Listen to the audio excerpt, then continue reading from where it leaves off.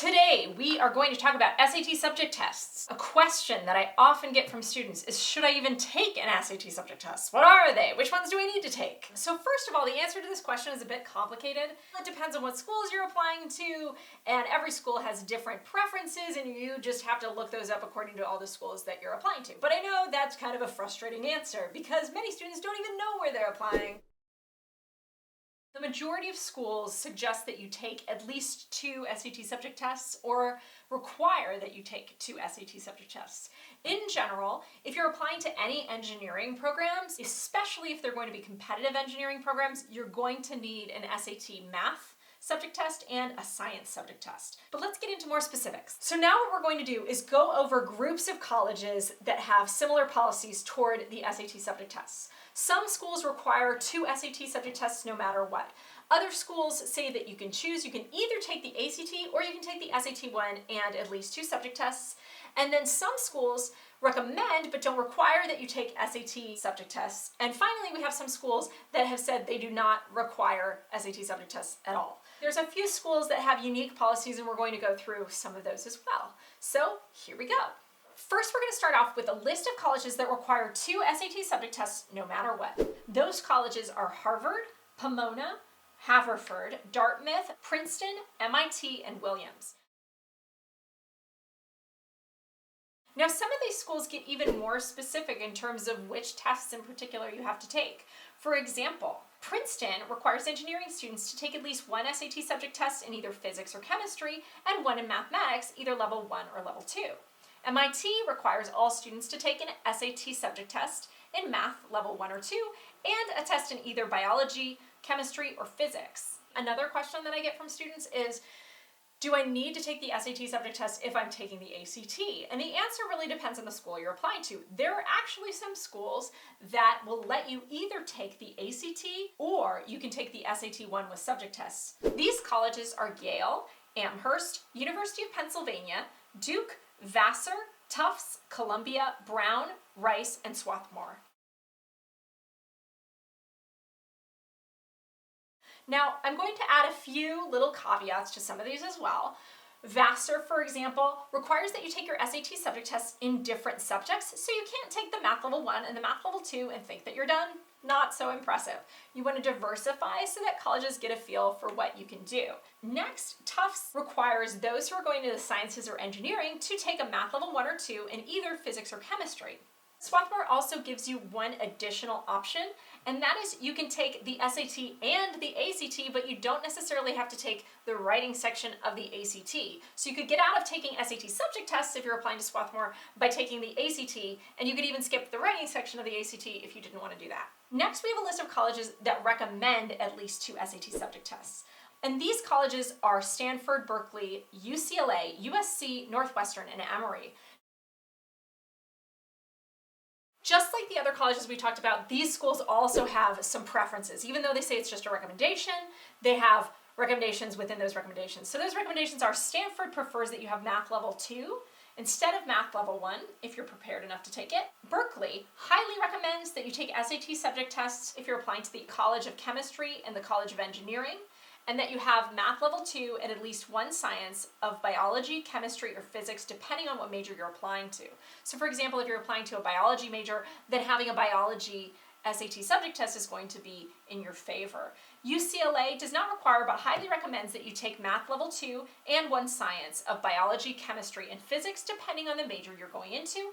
And Northwestern requires that you take chemistry and math level 2 if you're applying to the honors program in medical education. And they require that you have chemistry, physics, and math level 2 if you're applying to the integrated science program. So that would be 3 tests, by the way, chemistry, physics, and math level 2. Next, we're going to get into colleges that do not require 2 SAT subject tests. For these schools, you basically can just take the SAT-1 or the ACT. These include the University of Chicago, Vanderbilt University, Wesleyan, Bowdoin, and the University of Notre Dame. Now, within these, there's even more complications. Wesleyan, for example, actually has made all standardized testing optional. So if you hate standardized tests, check out Wesleyan. Bowdoin College has said that its test is optional, both the ACT and the SAT and the SAT subject tests, though about 80 to 85% of applicants do submit these scores. And finally, the University of Notre Dame says only send your SAT subject tests if they enhance an application. So if you bombed the SAT subject test, don't send it in to Notre Dame. So if you don't like standardized testing, check out Bowdoin and Wesleyan. You might be able to get away without sending in any test scores. Next, we're going to talk about colleges that are exceptions to the list. These colleges have their own rules, and you're just going to have to figure it out. First of all, Cornell. Cornell has an entire PDF spreadsheet to explain which SAT subject tests you need to take according to what major you're going to have. It's all a little bit confusing, and some of them don't require any, and some of them just require math, and some of them require math and science and other things. So I recommend that you check out those rules. Georgetown requires 3 SAT subject tests. So not just 2, but 3. So you better have some if you're going to apply to Georgetown. Then we have New York University. New York University is very flexible with its testing policy. New York University actually allows you to choose whether you want to take 3 AP exams, whether you want to take 3 SAT subject tests, or you can take the SAT-1 as an alternative to that, or you can take the ACT as an alternative to that. That's right, you don't have to submit an SAT-1 or an ACT to NYU to get in. And even they'll accept IB coursework or IB tests. So if you really are looking for an alternative way to get into college and you bombed the SAT-1, NYU could be your ticket. So that's about it. If you don't know where you're applying yet, here are my general guidelines if you're applying to competitive schools.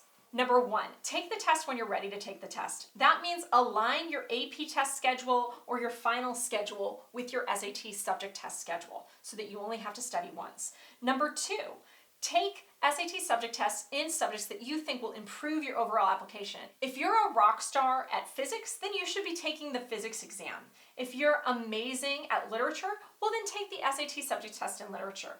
3, I generally recommend that students take at least 2 of these. As you can see, 3/4 of the colleges on our list require or strongly recommend that you take these tests. So if you're applying to colleges, which I think you are, then chances are that you're going to need some of these. Since that's the case, you should just go ahead and plan for it. It makes things easier. And I think one of those tests, if at all possible, should be the Math 2. If you haven't taken pre-calculus by junior year, you really should just take the Math 1 because you probably won't be prepared for the Math 2. And then finally, I usually recommend, even if it doesn't align with your class schedule or if you're behind, you should take all of these by November of your senior year. If you haven't taken these tests by November of your senior year, you're probably getting into it's a little bit too late to take them. One final note as well, if you are a native speaker of a language, like let's say you're bilingual and your parents speak a different language, I have a lot of students who have taken an SAT subject test in that language, and it's been a really easy way for them to pick up a good high SAT subject test score. I know what you're thinking. I kind of just want to look at the list of all those colleges because I forget what you just said.